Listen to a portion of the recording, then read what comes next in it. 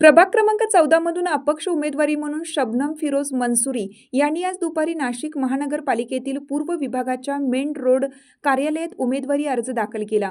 उमेदवारी अर्ज दाखल केल्यानंतर फिरोज मंसुरी यांनी सांगितलं की आज मी प्रभागातील युवकांच्या रोजगारासाठी तसेच नाशिक शहर स्मार्ट सिटीकडे वाटचाल करीत असल्यामुळे प्रभागाला स्मार्ट बनवण्याचा प्रयत्न करून विकास करण्यासाठी उमेदवारी अर्ज दाखल केला आहे।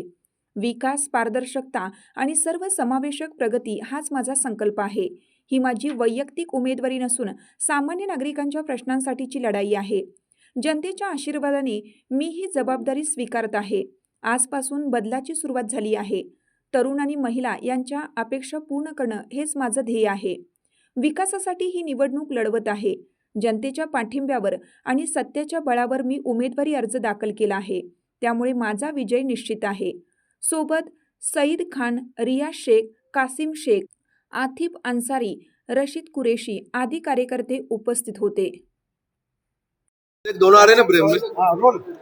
अल्हम्दुलिल्लाह प्रभाग क्रमांक 14 ब से शबनम फिरोज मंसूरी का अपक्ष उम्मीदवार का फॉर्म जमा किया गया और हमारा इलेक्शन में खड़े होने का ये मकसद है युवा पीढ़ी को रोजगार मिले और प्रभाग का विकास हो।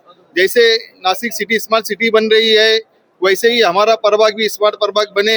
सभी मतदाताओं से मेरी गुजारिश है आने वाले 15 जनवरी को हमें भारी मतदान देकर विजय बनाए, यही आप सबसे उम्मीद करता हूँ। जय हिंद, खुदा हाफिज।